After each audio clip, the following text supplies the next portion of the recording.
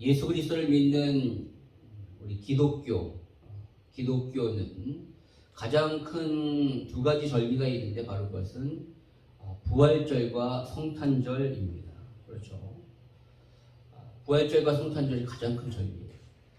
그래서 전통적으로 교회에서는 이 두 절기가 너무나도 중요하기 때문에 그냥 단순히 그 날만 기념하는 것이 아니라 그 날을 위해서 오랫동안 준비된 마음으로 이렇게 기다리는 그러한 시간을 갖습니다. 그것이 바로 이제 사순절과 대림절 혹은 대강절이라고 하는 그런 절기죠. 사순절은 바로 부활절 되기 40일 전부터 시작된 40일간 예수님의 죽으심 그리고 부활을 우리가 기념하고 기다리기 위하여 금식하며 기도하는 그러한 시간이 바로 사순절입니다. 그리고 성탄절 되기 넷째 주부터 시작되는 이 대림절은 바로 이 땅에 우리를 위하여 오신 예수 그리스도의 그 오심에 대한 의미를 되새기면서 그 예수 그리스도를 맞이하는 기도하면서 그렇게 온전히 기쁨으로 맞이하는 그런 시간을 갖는 시간이 바로 대림절 혹은 대강절이라고 하는 그러한 절기이죠. 특히 대림절은 두 가지 의미에서의 기다림입니다.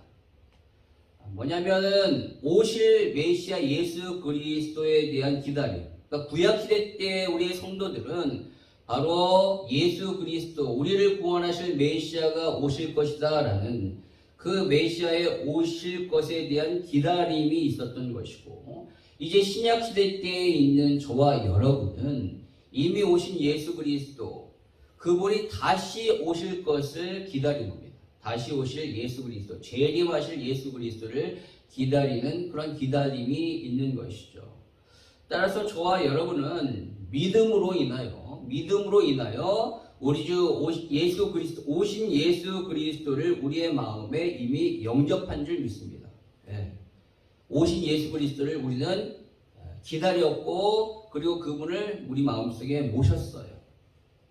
자, 그렇다면 이제 우리는 언젠가 다시 오실 예수 그리스도, 재림하실 그 그리스도를 이제는 기다리는 것만 남아있는 겁니다. 그래서 이 대림절은 이제 이미 2000년 전에 오신 예수 그리스도에 대하여 축하하면서 무엇을 기다리는가? 바로 다시 오실 예수 그리스도를 기다리는 그러한 절기입니다. 대라는 것은 뭐냐면 기다릴 대, 임은 뭐냐면은 임하실 임. 그래서 다시 임하실 그분을 기다리는 절기다. 그래서 대림절이라고 얘기하는 것이죠. 자, 그렇다면 저와 여러분은 이제 다시 오실, 이 땅에 다시 오실 예수 그리스도를 기다리면 되는 거예요. 여러분 기다리고 계십니까? 예수 그리스도를 진짜 기다리고 계셔요? 혹 살기가 바빠서 힘들고 어려워서 예수님을 기다리지 못하고 있지 않습니까? 아니면 이 땅이 너무너무 좋고 즐길 것도 많고 또 누릴 것도 많고 하고 싶은 것이 많아서 그냥 예수님이 안 오시기를 원하고 있지 않습니까? 여러분, 우리의 인생은요, 어찌 보면은요, 기다림의 연속입니다. 우리는 예전부터 기다려왔고 지금도 기다리고 있어요. 우리가 이 땅 가운데 출생할 때부터 우리는 기다렸죠. 엄마의 뱃속에서부터 이 땅에, 이 세상에 나오기 위하여 기다렸어요. 10달을 기다렸습니다. 또 우리가 태어나서 자라면서 학교에 들어가기 위하여 입학을 기다리고요. 또 학교에 들어가서 학교를 다니다가 졸업을 기다립니다. 그렇죠? 프라이머리, 인터, 컬리지, 유니버시티 들어가서 또 졸업을 하면 또 취업을 기다립니다. 또 취업하면 또 나이가 들어서 결혼을 기다리죠. 결혼 상대를 만나야 되는데 결혼을 기다립니다. 또 결혼을 하면은 이제 아이 임신을 기다리고 또 출산을 기다리고 계속적으로 우리 인생은 기다림의 연속이에요. 자, 그렇게 기다리다가 결국은 나이가 들면은 어떻습니까? 맨 마지막에 죽음을 기다리게 됩니다. 우리의 인생은 처음부터 끝까지 기다림의 연속이에요. 그런데 그 중에서 가장 중요한 기다림은 무엇인가? 바로 우리 주 예수 그리스도를 만날 것에 대한 기다림이라는 것이죠. 그런 기다림이 있어야 합니다. 왜냐하면 그 예수 그리스도를 만나야지만 우리에게 구원이 있고, 또한 나중에 우리가 예수 그리스도를 만나야지만, 그분과 함께 해야지만 우리 가운데 영원한 그런 축복이 있기 때문에 그렇죠.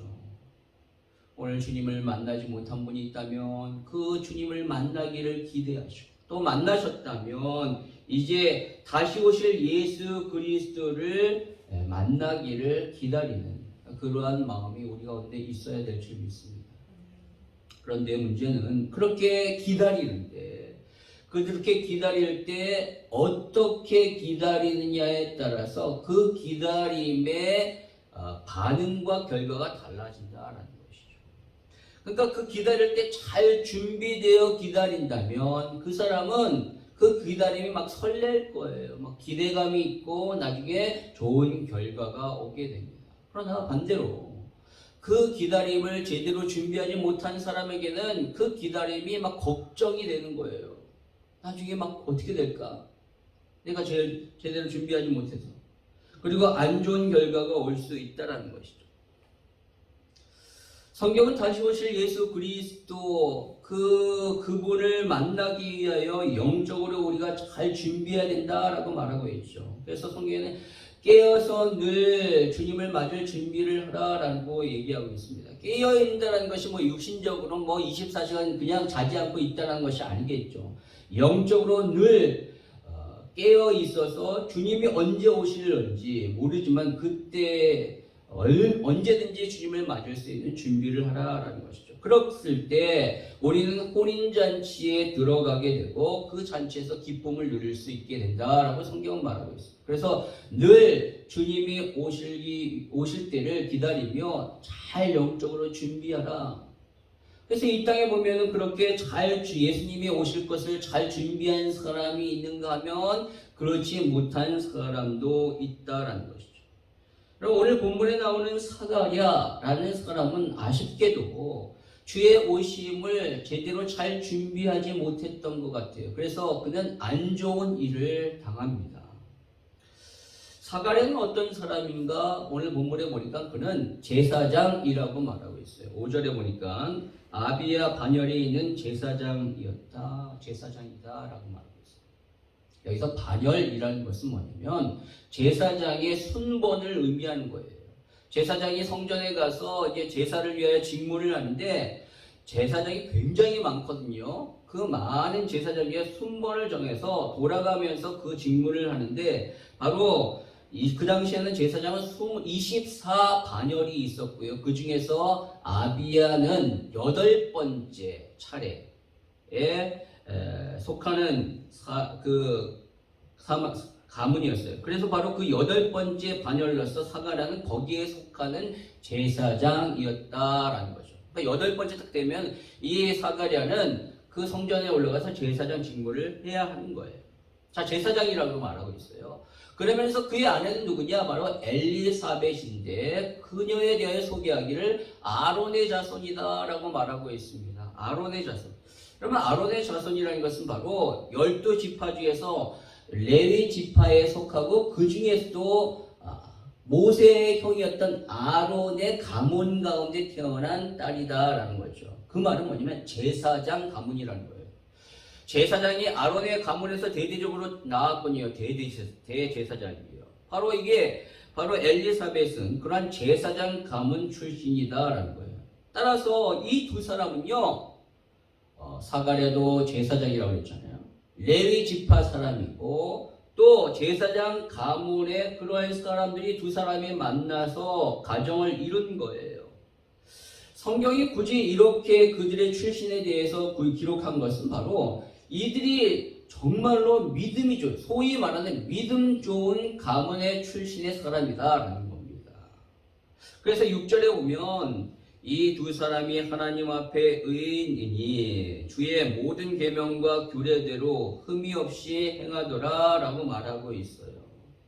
그 사람들을 향하여 의인이다 하나님 앞에서 모든 규례를 잘 지키 흠이 없는 사람이다 라고 얘기할 정도로 그렇게 참으로 흠이 없을 의인처럼 그렇게 보였던 사람이에요.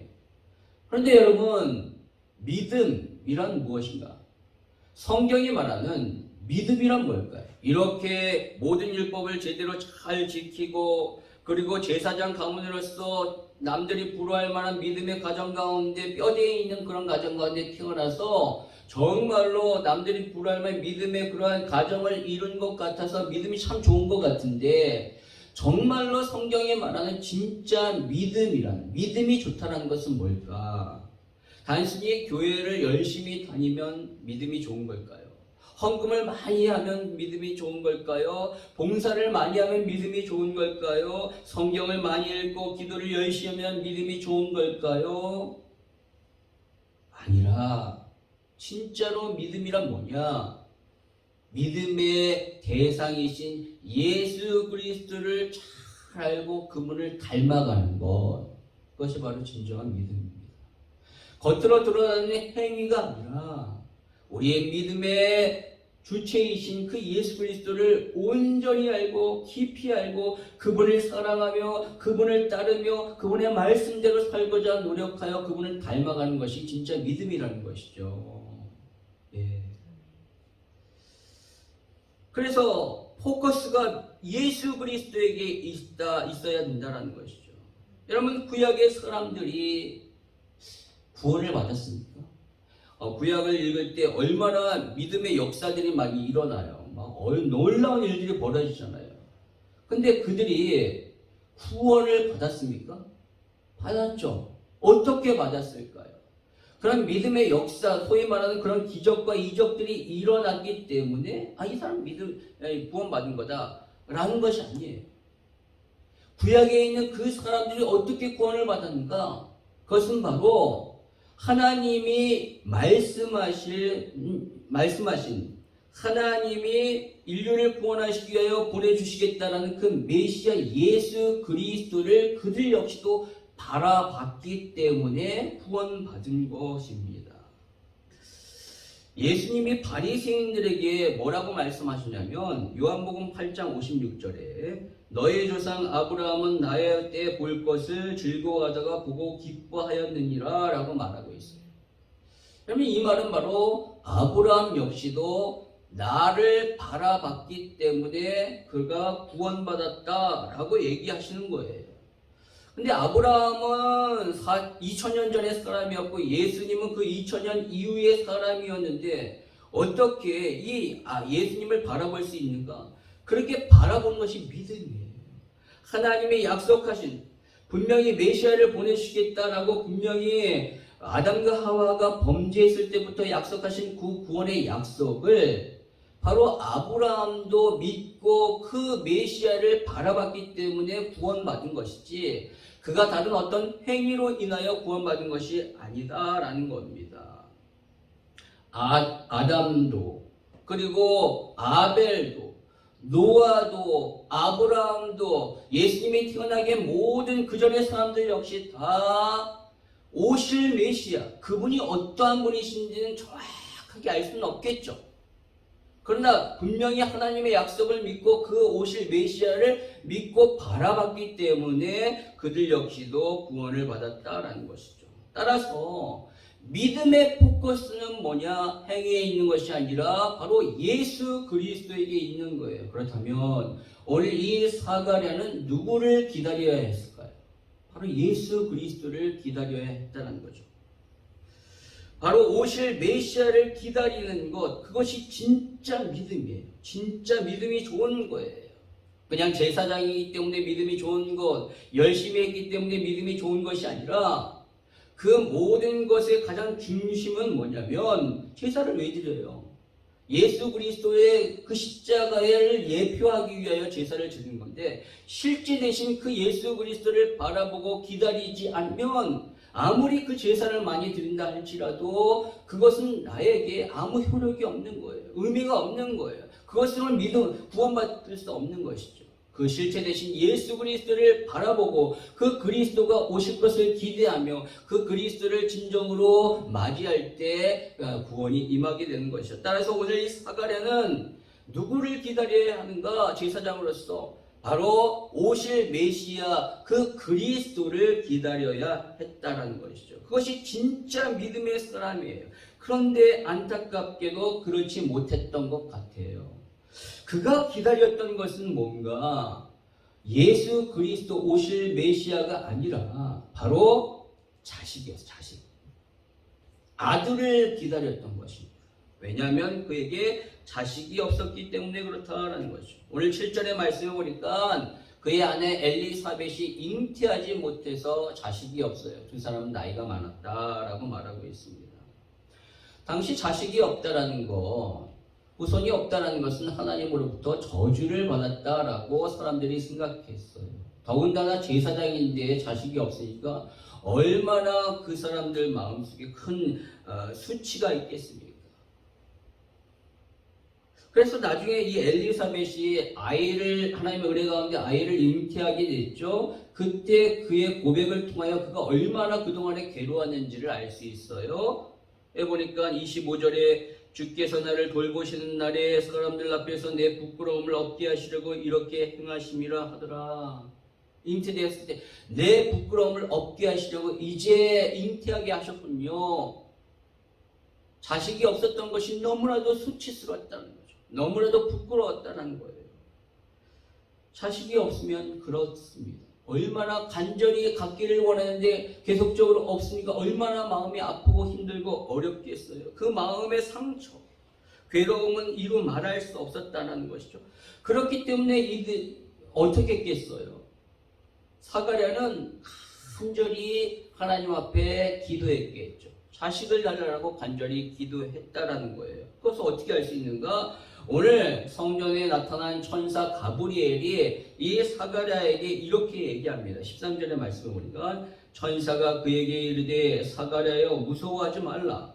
너의 간구함이 들린지라 내 아내 엘리사벳이 내게 아들을 낳아 주리니 그 이름을 요한이라 하라. 너의 간구함을 내가 들었다. 그 간구함을 내가 들어줄 것이다. 그래서 아들이 태어날 것이다 라고 말씀하시는 거예요. 간구했다라는 것이죠. 하나님, 나이가 이렇게 많은데 자식이 없습니다. 자식을 주십시오 라고 간구했다는 거예요. 당연히 그렇게 구할 수 있습니다. 그런데 문제는 그가 제사장이라는 거예요.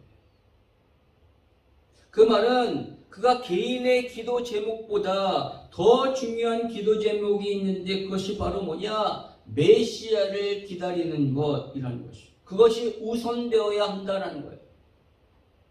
자식을 기다리는 것도 너무나도 중요하지만 인생에 만약에 메시아가 없다면 아무리 많은 자식이 있다 할지라도 무슨 소용이 있겠어요. 따라서 가장 중요한 것은 우선적으로 그가 제사장으로서 간구해야 할 것은 이 땅에 메시아가 오기를 간구해야 한다는 것이죠. 왜냐하면 그 당시에 시대적인 배경은요. 이스라엘은 지금 로마의 식민지로 있어요. 유대의 왕이 누구냐면 헤롯이었습니다. 헤롯. 오늘 1장 5절에 보니까 유대왕 헤롯 때라고 말하고 있죠. 이 헤롯은 정통 유대인이 아니라 바로 에돔 족속 출신의 이방인이었어요. 그런데 그가 로마에 빌붙어서 로마에 의해서 이 유대 땅을 다스리는 그러한 사람으로 임명을 받은 거예요.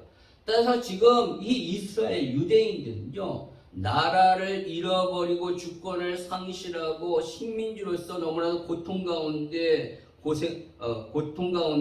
이렇게 살고 있다는 거죠. 아주 비참한 상황이에요. 바로 이러한 비참한 상황 가운데 제사장은 뭘 해야 되는가? 메시아를 기다려야죠. 고난과 역경 가운데 있는 백성들을 향하여 뭐라고 얘기하냐면 우리가 좀 참자. 언젠가는 반드시 우리를 구원할 메시아, 하나님이 약속하신 그 메시아가 오실 거야 라고 이렇게 얘기하며 힘을 주어야 합니다. 그런데 사가랴는 자신의 문제로 인하여 그렇게 하지 못한 것 같다는 거예요. 지금 그가 간절히 간구한 것은 메시아의 임재 오실 것을 간구한 것이 아니라 자식이었다는 거죠. 언제 오실지 모르는 그 메시아가 아니라 지금 당장 나의 삶 가운데 꼭 필요한 이 자식을 달라고, 이 괴로움을 해결해 달라고 기도했던 거예요. 그 자체가 잘못된 건 아니지만 우선순위에 있어서 제사장으로서 그는 가장 중요한 메시아를 더 기다려야 했다라는 것이죠. 그런데 오늘 그토록 기다렸던 응답이 왔어요. 근데 그는 아주 엉뚱한 소리를 합니다. 그가 제사장 관열의 차례가 되어서 오늘 성전에 올라가서 직무를 감당하는데 그때 성전에 천사, 정확하게 말하면 가브리엘 천사가 나타나서 그에게 아들을 줄 것이다 라고 이렇게 얘기를 하죠. 그때 그의 반응이 어떻습니까? 여러분, 그때 그렇게 얘기했을 때 반응이 어때야 돼요? 너무나도 기뻐하며 감사하며 하나님 감사합니다. 드디어 제 기도에 응답해 주셨군요. 너무너무 감사합니다. 이렇게 나와야 되는 건 아니겠어요? 그런데 오늘 18절의 말씀에 보니까 사가랴가 천사에게 이르되 내가 이것을 어떻게 알리요? 내가 늙고 아내가 나이가 많으니이다 라고 말하는 거예요. 무슨 말입니까? 못 믿겠다라는 거예요. 못 믿겠다는 거예요. 우리가 이렇게 나이가 많은데 어떻게 아이가 태어날 수 있을까요? 분명히 기도했잖아요. 분명히 실컷 하나님 앞에 기도했잖아요. 근데 응답해 주신다는데 그 응답이 왔을 때 정작 그 응답을 믿지를 못하는 거예요. 왜냐하면 자신의 지금 상황을 볼 때 절대 아이를 낳을 수 있는 나이가 아니라고 생각하니까 도저히 믿지 못하겠다라는 것이죠. 실컷 기도했는데 응답 주실 것을 믿지 않아요. 정말 어리석지 않습니까? 근데 여러분, 이 어리석음이 저와 여러분도 마찬가지 아닐까요? 우리도 똑같은 것 같아요. 여러분, 제가 지금 인상 쓰는 거 아니에요. 자꾸 막 부어가지고 막 인상을 쓰는 것 같은데, 우리도 마찬가지인 것 같아요. 진짜 하나님 앞에 기도 간절히 하죠. 저도 진짜 간절히 기도하거든요. 근데 진짜 그렇게 기도는 하는데 그 기도에 대한 응답에 대한 진짜 확신, 믿음이 없는 것 같아요. 하나님이 막상 그렇게 응답해 주셨는데도 불구하고 그것이 진짜 기도에서 받았다는 그런 확신이 안 들 때가 있다는 거죠. 이거 진짜 내가 기도해서 하나님께서 들어주신 건 맞아? 의심할 때가 있다는 거죠. 얼마만큼 우리가 믿음이 없는지를 우리는 알 수 있어요. 참으로 그런 것 같아요. 열심히 기도만 할지 진짜 그것이 응답될 것은 확실한 믿음. 그래서 그 믿음으로 그 응답을 받을 그릇도 준비하지 아니하는 저와 여러분의 삶을 보게 됩니다. 오늘 이 사가랴가 그렇게 했다라는 거예요. 그렇게 했을 때 하나님의 반응이 어땠는가? 아니, 화가 나시죠. 아니, 내가 너에게 기도를 들어서 응답해 주는데 너 그것이 될 것이라고 믿지 않아? 하나님의 반응은 이렇습니다. 오늘 천사가 이렇게 얘기하죠. 19절 20절에 나는 하나님이 보낸 천사 가브리엘로서 좋은 소식을 전하는 자다. 그래서 내가 너에게 좋은 소식을, 네가 너의 기도를 내가 들었고 하나님 들으시고 너의 기도를 응답해 주신다라는 좋은 소식을 전하는데 네가 내 말을 믿지 아니해서 결국은 어떻게 하냐면 네가 내 말을 듣지 않으니까 너는 앞으로 벙어리가 될 것이다. 내가 얘기하는 이 일은 반드시 이루어질 것이고 그 이루어질 때까지 너는 말을 못하고 벙어리로 있을 것이다 라고 이렇게 말을 한 겁니다. 그러니까 실컷 기도는 했지만 자기 그 기도하고 응답도 받긴 받았어요. 그러나 진정으로 믿지를 않았기 때문에 소위 말하는 하나님 앞에서 벌을 받은 것이죠. 벌을 받았어요. 분명히 여기서 보니까 네가 내 말을 믿지 않았기 때문에 이렇게 벙어리가 된다라고 말씀하는 것입니다. 사가랴는 자식을 간절히 기다렸어요. 그래서 열심히 기도했습니다. 그러나 기다릴 때 진정으로 믿음을 가지고 응답될 것을 믿음으로 준비하지 않았다는 것이죠.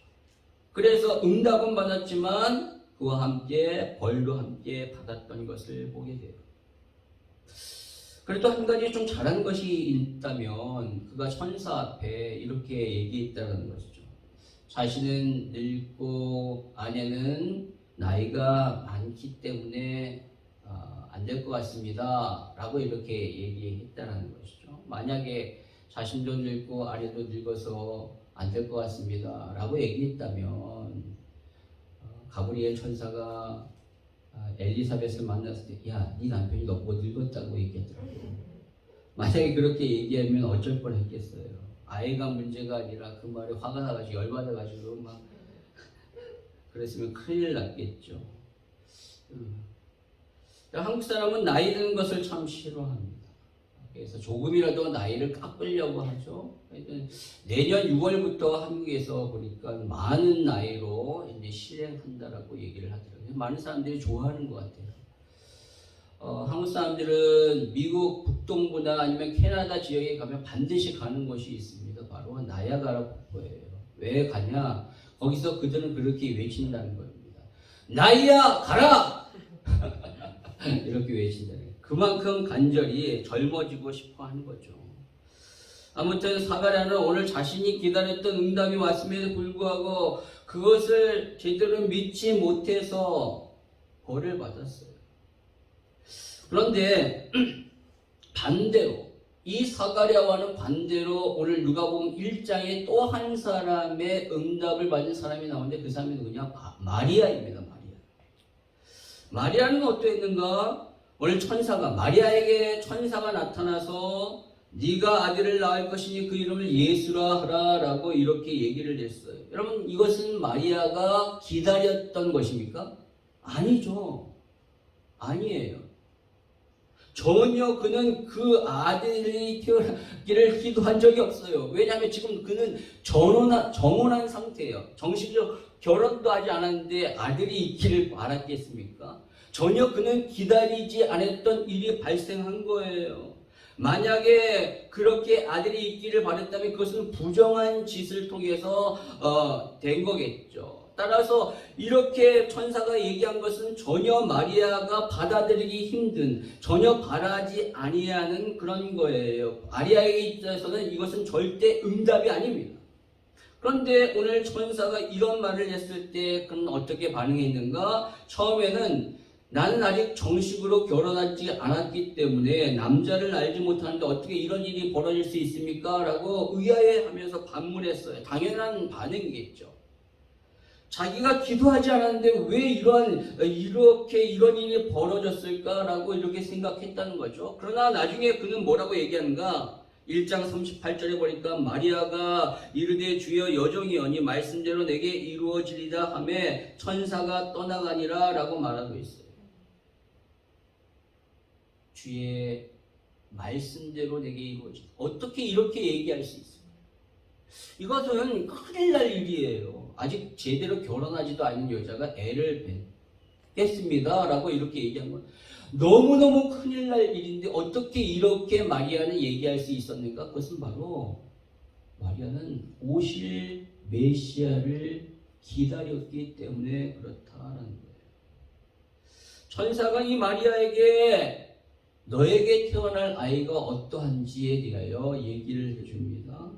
우선 31절에 보니까 그의 이름을 예수라 하라 라고 말했잖아요. 천사가. 예수라는 것은 바로 히브리어로 여호수아 혹은 호세아의 헬라식 음역인데 그 뜻은 하나님은 구원이시다. 하나님은 구원하신다 라는 뜻이에요. 바로 예수는 구원자 하나님이시라는 것을 이 천사가 마리아에게 얘기하고 있는 것이죠. 그리고 천사는 예수님이 어떠한 분이신가를 32절 33절에 말합니다. 그가 큰 자가 되고 지극히 높으시니 아들이라 일컬어질 것이요 또 하나님께서 그 조상 다윗의 왕위를 그에게 주시리니 영원히 야곱의 지부를 왕으로 다스릴 것이며 그 나라가 무궁하리라 라고 말하고 있습니다. 즉 태어날 아이는 하나님의 아들, 지극히 높으신 이 하나님의 아들이라 일컬어진다. 그리고 조상 다윗의 왕위를 그에게 주고 영원히 그 왕위를 이어갈 것이다. 이분은 메시아밖에 없어요. 바로 이 천사의 얘기를 통하여 마리아는 자기가 잉태할 그 아이가 바로 메시아라는 사실을 알았기 때문에 그 메시아 대신 예수 그리스도를 내가 말씀대로 잉태하겠습니다 라고 이렇게 얘기할 수 있었던 것이죠. 지금 이 마리아는 누구에게 포커스를 맞추고 있는가? 바로 메시아 그분에게 맞추고 있는 거예요. 자신이 죽을 것을 염려하지 않습니다. 자신이 앞으로 어떻게 될 것을 걱정하지 않아요. 그의 인생 가운데 지금 이 순간에 가장 중요한 것은 메시아에게 포커스를 맞고 그분이 나를 통하여 오실 것을 기대하고 있다는 것이죠. 그러나 사가랴는 제사장이었지만 그러지 못했다는 겁니다. 자신의 문제에 사로잡혀서 그것을 몰랐어요. 자식보다 더 기다려야 할 분이 있는데 지금 이 어둠의 이 고통의 상황 가운데 이 시대적인 상황 가운데 메시아를 기다려야 하는데 그것을 망각했던 것이죠. 그런데 그가 드디어 깨닫게 됩니다. 어떻게 깨닫게 되는가? 그가 벙어리가 되었을 때 몇 개월 벙어리가 되었을까요? 아이가 태어나려면 한 10개월 되겠죠. 한 10개월 정도 말을 못하는 거예요. 그런 상황 가운데 그가 나중에 드디어 딱 입을 열게 돼요. 어떻게 열게 되냐면 이제 아이가 태어났어요. 그 아이의 이름을 뭐라고 할까? 사람들이 사가랴라고 짓자 아버지 이름 따라. 그러니까 엘리사벳이 아니다 요한이다. 그러면서 아버지 사가랴에게 당신은 어떻게 생각하는가? 그러니까 서판을 날래요. 그래서 서판에서 썼는데 요한이라고 쓴 거예요. 딱 그렇게 쓰자 갑자기 입이 탁 열린 겁니다. 아이가 태어나서 열렸어요. 그래서 그가 열려서 처음 한 말이 뭔가? 바로 1장 67절 이하의 쫙 말씀이에요.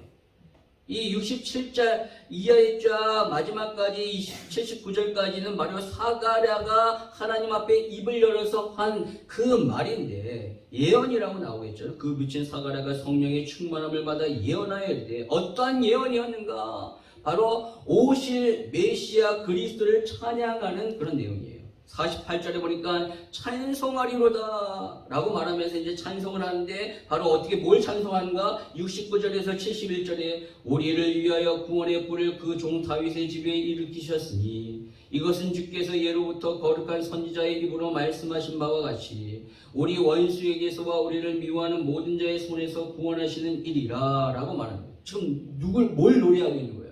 바로 예수 그리스도를 노래하고 있는 거예요. 오실 메시아 그분 그리스도를 찬양하고 있는 거예요. 여러분 한번 생각해 보세요. 10개월 동안 말을 못하고 있다가 아들이 태어났을 때 말이 딱 열린 순간 첫 번째 해야 될 말이 뭐냐? 하나님 나에게 아들을 주셔서 감사합니다. 이 요한 너무너무 감사해요. 요한을 주셔서 너무너무 감사합니다. 하나님 너무너무 하나님 이렇게 응답해 주셔서 감사합니다. 우리 애가 이게 먼저 아닐까요? 그렇죠. 근데 그는 그렇게 얘기한 것이 아니에요. 첫 번째 하는 것이 뭐냐면 오실 메시아께 찬양합니다. 주님. 그 전에 안 그랬잖아요. 왜요? 20개월 동안 그는 깨달은 거예요. 내가 진정으로 기다려야 할 자가 내 자식이 아니라 더 중요한 메시아였구나. 그걸 깨달은 거예요. 그 메시아가 이제 오실 것을 이제는 확실히 믿고 그 메시아에 대하여 지금 막 찬양하는 거예요. 그가 어떻게 10개월 동안 그렇게 깨달을 수 있었는가?